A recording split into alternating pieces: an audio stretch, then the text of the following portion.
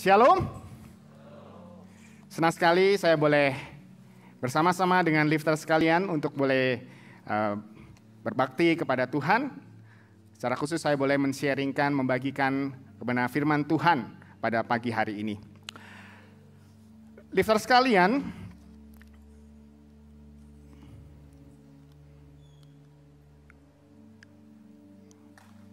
kematian Ratu Elizabeth II tanggal 8 September yang lalu menyebabkan mata dunia kembali tertuju kepada keluarga kerajaan Inggris, The Royal British Family, yang kehidupannya kadang seperti melodrama begitu ya. Sampai-sampai Netflix membuat seri The Crown, ya, katanya serinya ya bakal masuk season kelima ya bulan Oktober nanti. Dan oleh karena kematian daripada Queen Elizabeth II ini, ya, Ratu Elizabeth II, footage atau video-video tentang keluarga kerajaan Inggris pada bermunculan kembali. Dan salah satu yang menarik perhatian saya adalah satu potongan video tentang wawancara ketika Pangeran Charles dan Lady Di itu bertunangan. Kita tahu kisah mereka itu bak Cinderella begitu ya. Bagaimana Lady Di, seorang guru TK yang waktu itu umur 19 dan menikah waktu itu umur 20. Ya, menikah dengan putra mahkota kerajaan Inggris yang waktu itu umurnya 32 tahun. Ya. Dan di dalam wawancara itu, ya, di akhir wawancara, sang wawancara bertanya kepada mereka berdua pertanyaan ini, ya, are you in love? Serentak keduanya mengatakan yes, of course. Ya, Lady Di dengan ya tersenyum. Namun segera setelah mereka menjawab, Pangeran Charles menimpal dengan kata-kata ini, whatever in love means. Ya. Banyak orang yang tidak memahami apa maksud perkataan Pangeran Charles ketika itu, ya, dengan whatever in love means. Sampai akhirnya pada tahun 96, kedua pasangan yang kelihatannya begitu mesra di depan setiap orang itu bercerai. Dan dalam wawancara yang lain, Lady Di ditanya, mengapa pernikahan kalian akhirnya selesai, bubar? Ya. Maka Lady Di berkata, there's three people in our marriage and it's too crowded. Ya. Ternyata ketika ditanyakan apakah Pangeran Charles mencintai Diana, dia berkata yes, of course. Ya. Tetapi rupanya, ya, kenyataannya dia mencintai wanita lain yang akhirnya kita ketahui bernama Camilla, yang kemudian akhirnya dia nikahi sekarang setelah Lady Di meninggal. Jemaat sekalian, seringkali kasih itu hanya berujung di dalam kata-kata saja, seperti yang Pangeran Charles katakan kepada Lady Di waktu itu. Ya, of course we are falling in love, but ternyata ada wanita lain di sana. Namun ternyata kasih tidaklah demikian. Apalagi Alkitab mengajarkan kepada kita, ya, bahwa kasih itu adalah ajaran utama daripada kekristenan. Ya, Tuhan Yesus berkata, kasihilah Tuhan Allahmu dengan segenap hatimu, dengan segenap jiwamu, dengan segenap akal budimu, dan dengan segenap kekuatanmu. Dan kasihilah sesamamu manusia. Namun demikian, ketika Tuhan Yesus mengatakan tentang kasih itu, bukanlah sekedar kasih yang hanya kata-kata saja. Oleh karena itu, penulis surat Yohanes mengatakan, anak-anakku, marilah kita mengasihi bukan dengan kata-kata, dengan perkataan atau dengan lidah, tetapi dengan perbuatan di dalam kebenaran. Kasih itu harus nyata. kasih itu harus kita nyatakan di dalam kehidupan kita sehari-hari. Dan kasih yang nyata tidak sekedar diucapkan di dalam mulut kita, tetapi lebih daripada itu, kasih yang nyata adalah kasih yang ditunjukkan di dalam tindakan. Yang menjadi pertanyaan adalah bagaimana kasih itu bisa nyata? Bagaimana kita bisa menunjukkan kasih itu sebagai sebuah tindakan dan perbuatan? Mari bersama-sama kita membaca dari Ibrani pasalnya yang ke-13, ayatnya yang pertama sampai ayatnya yang ketiga. Saya akan membacakan untuk setiap kita. Ibrani pasalnya yang pertama sampai ketiga, demikianlah firman Tuhan. Peliharalah kasih persaudaraan. Janganlah lupa memberi tumpangan kepada orang, sebab dengan berbuat demikian, beberapa orang dengan tidak mengetahuinya telah menjamu malaikat-malaikat. Ingatlah akan orang-orang hukuman, karena kamu sendiri juga adalah orang-orang hukuman. Dan ingatlah akan orang-orang yang diperlakukan sewenang-wenang, karena kamu sendiri masih hidup di dalam dunia ini. Demikianlah penulis Ibrani menyatakan kepada kita. Dan di ayat yang kedua kita boleh membaca di situ, penulis Ibrani berkata, janganlah lupa memberikan tumpangan kepada orang. Jemaat sekalian, pada masa itu tidak ada penginapan, tidak ada hotel, belum ada OYO, belum ada Red Doors atau Airbnb. Jadi ketika orang melakukan perjalanan keluar kota, yang mereka bisa lakukan adalah menumpang di rumah orang lain. Kalaupun ada penginapan pada masa itu, orang mempunyai konotasi yang tidak baik. Kalau kita lihat di film-film drama sejarah begitu ya, bagaimana biasanya tempat-tempat penginapan itu adalah tempat orang minum-minum, bahkan juga tempat prostitusi. Oleh karena itu orang-orang Kristen ketika mereka melakukan perjalanan, mereka akan mencari tempat tumpangan agar mereka bisa menginap di sana.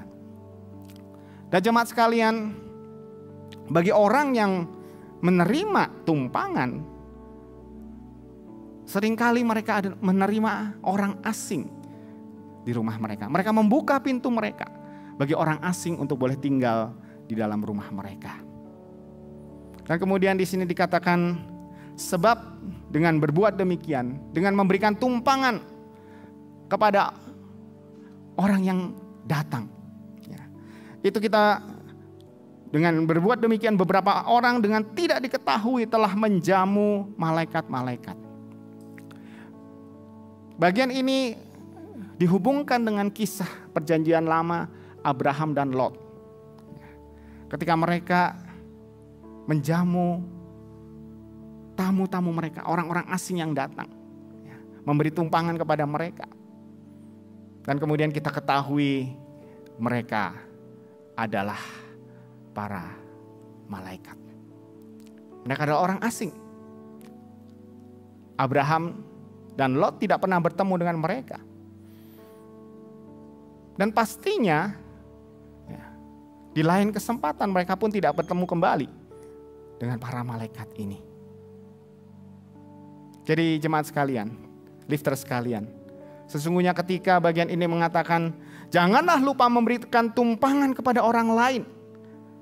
Sebab dengan berbuat demikian beberapa orang tidak mengetahui mereka telah menjamu malaikat. Sesungguhnya penulis Ibrani ingin mengingatkan kepada kita. Jika kita ingin menunjukkan kasih yang nyata, marilah kita memberikan kasih yang tidak memiliki pamrih. Kasih yang nyata adalah kasih yang tanpa pamrih, tanpa mengharapkan adanya sebuah balasan. Inilah kasih yang nyata bagi setiap kita. Izinkan saya bercerita tentang kisah Ibu Nung dan Pak Suparman. Ya. Ini adalah kisah istri saya yang kenal dengan kedua orang ini. Ya. Jemaat sekalian, lifter sekalian, jika ada waktu biasanya saya dengan anak-anak, gitu ya, dengan keluarga, dengan istri berjalan dari rumah menuju ke alun-alun, ya, alun-alun Kota Bandung ya, ada Masjid Raya di sana. Dan biasanya kami akan melewati Jalan Cibadak. Biasanya di pagi-pagi hari ya, atau di malam hari, khususnya Cibadak yang bagian ujung yang dekat Astana Anyar. Ya, kami melihat ada orang-orang yang tidur di emper toko, para gelandangan yang tidur di emper toko. Ya. Ibu Nung dan Pak Suparman itu adalah salah satu di antara mereka. Saya tidak tahu bagaimana istri saya pertama kali berinteraksi dengan Ibu Nung, tetapi setiap kali saya lewat dengan anak-anak, ya, Ibu Nung ini ya dengan kondisinya yang lusuh akan menyapa, hai, begitu ya. Kadang kalau anak kami ketika malam hari lewat tidak pakai jaket, dia tanya, kenapa nggak pakai jaket? Ya. Saya nggak ngerti dengan istri saya, kenapa kok bisa berinteraksi demikian ya. Namun setelah itu saya belajar dari istri saya, gitu ya. Rupanya satu waktu dia merasa iba melihat, tergerak hatinya melihat kondisi daripada Ibu Nung ini. Ya. Dia memberi sedikit uang untuk membeli makanan. Ya. Di waktu yang lain, ya, ketika melewati, kami memberikan makanan kepada dia. Ya. Dan kemudian Pak Suparman adalah yang lain lagi. Ya. Istri saya bilang, saya ingat namanya karena namanya kayak Superman, begitu ya. Pak Suparman. Ya. Dia tinggal di Cibadak yang seberang sebelah sini ya, yang dekat Astana Anyar. Waktu itu istri saya melihat Pak Suparman dengan mungkin pasangannya, saya nggak tahu istrinya atau bukan begitu ya, tetapi mereka selalu berdua di sana. Dan istrinya itu ya sakit, ya, dan istri saya tergerak. Ya, dia menghubungi penginjil Vero karena waktu itu bahasa Indonesianya nggak terlalu lancar begitu ya. Kemudian meminta penginjil Vero untuk boleh mendoakan. Bahkan sempat mengabarkan Injil kepada mereka berdua. Dan akhirnya kami mendengar bagaimana istri Pak Suparman ini meninggal. Dan setiap kali kami bertemu, ya, Pak Suparman akan menyapa. Kadang kalau saya berjalan sendiri, kok sendirian begitu ya. Saya belajar dari istri saya, ya, bagaimana boleh memperhatikan orang-orang ini. Dulu kalau saya melihat orang-orang yang demikian, mungkin saya akan sedikit berjalan menjauh. Ya, namun saya belajar bagaimana memperhatikan mereka.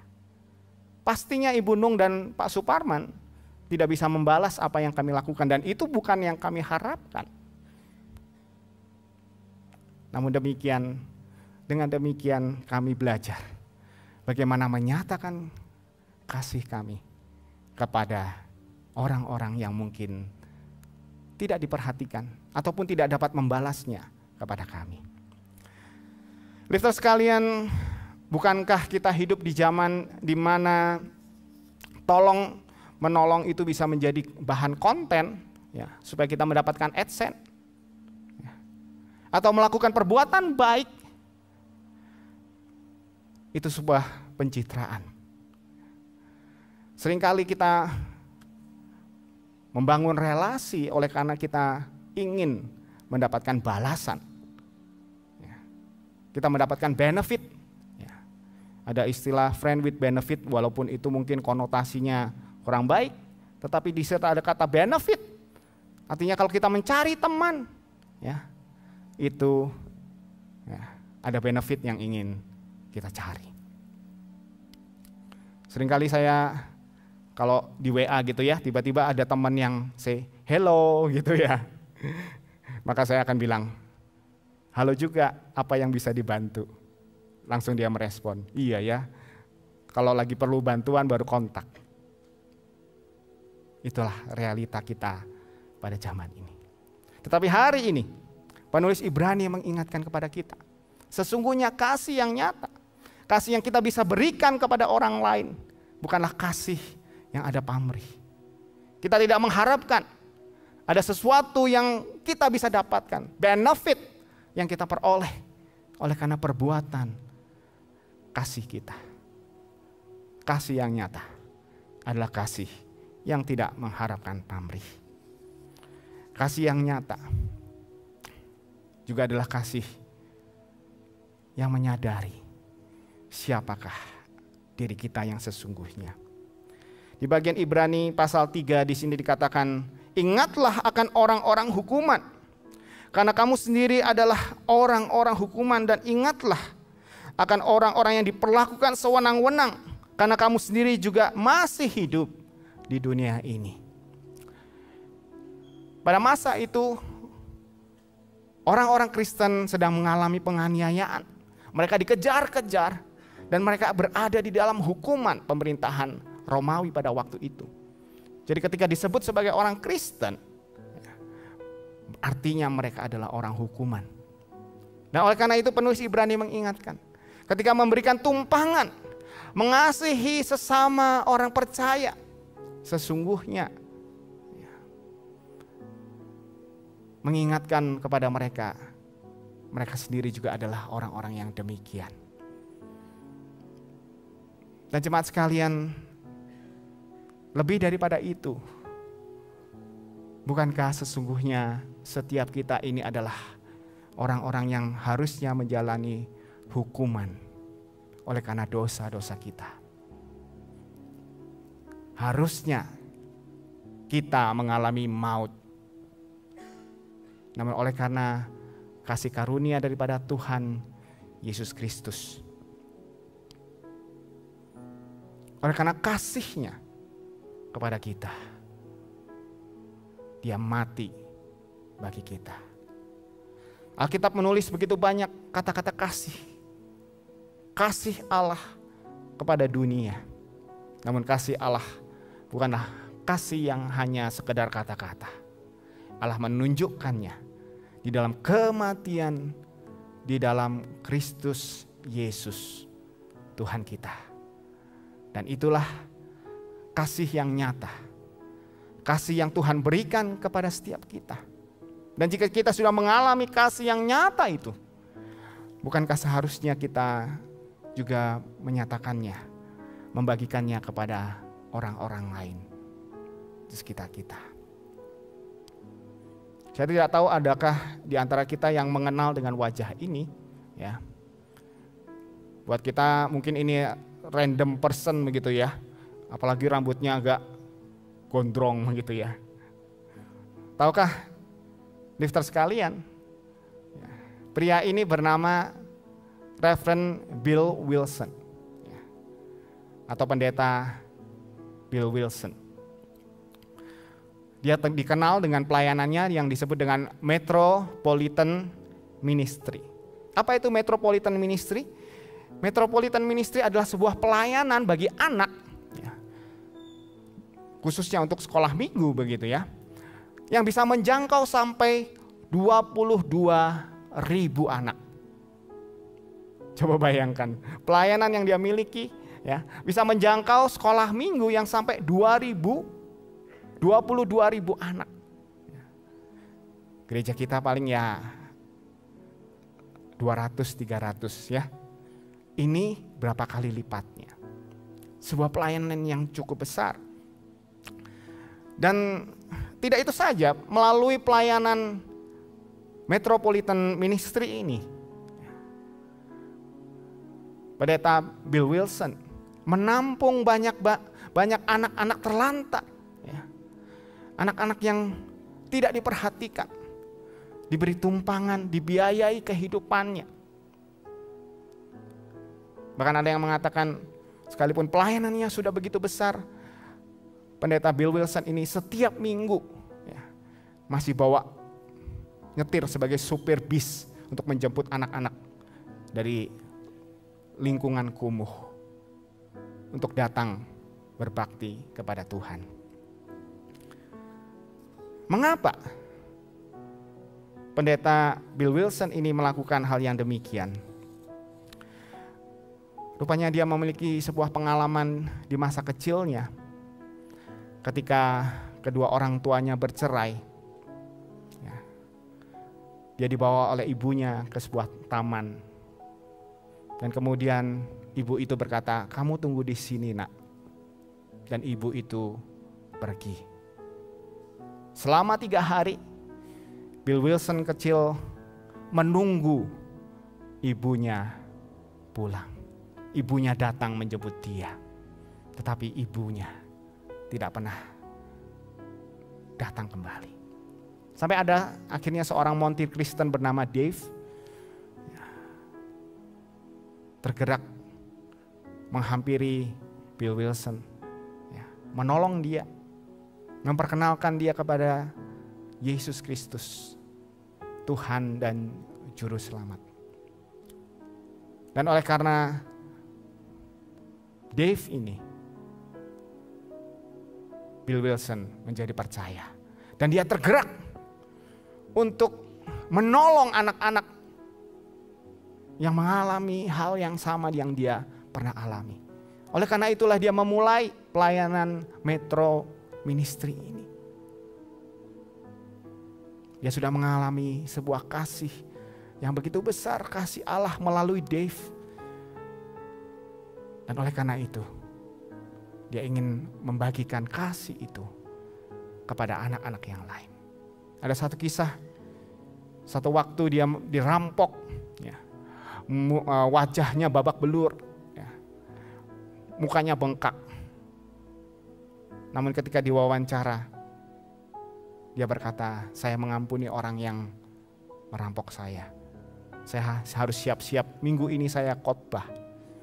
Dalam kondisi yang masih kurang sehat, dia masih terus melayani Tuhan. Oleh karena apa? Oleh karena dia sudah mengalami kasih Tuhan. Dia sudah mengalami kasih yang nyata. Kasih daripada Allah.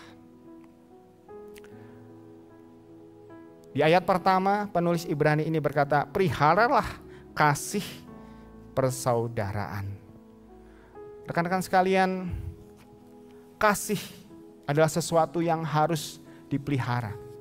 Kita sudah mendapatkan keselamatan daripada Yesus Kristus. Kasih itu sudah kita rasakan. Dan kasih itu harus dipertahankan. Dan kasih itu hanya dapat dipertahankan di dalam komunitas kita. Pada bulan ini, gereja kita memulai gerakan 40 hari di dalam komunitas, 40 days in community. Dan kita di Lift Community ini kita akan memulai gerakan atau mikro community yang disebut dengan H, Everyday God Experience. Kita ingin mengalami Tuhan di dalam kehidupan kita sehari-hari melalui komunitas yang kita bangun bersama. Oleh karena apa?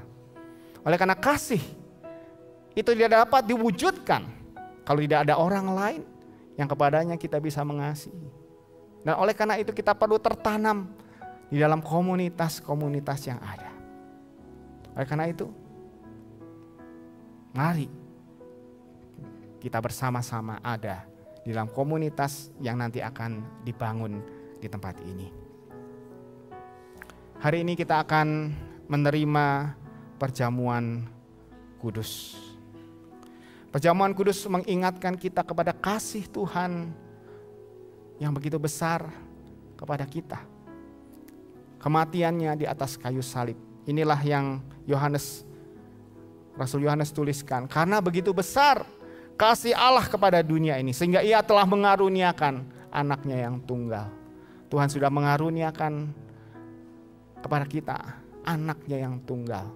Dan hari ini kita akan mengingat kasih Tuhan kepada kita. Namun ketika kita mengingat kasih Tuhan, ingatlah Apa yang Rasul Paulus katakan di dalam Efesus pasal 2. Hiduplah di dalam kasih, sebagaimana Kristus Yesus telah mengasihi kamu dengan telah menyerahkan dirinya untuk kita sebagai persembahan dan korban yang harum bagi Allah. Itulah kasih Allah kepada kita, kasih yang nyata. Adakah kita juga mau membagikan kasih yang nyata itu kepada sesama kita?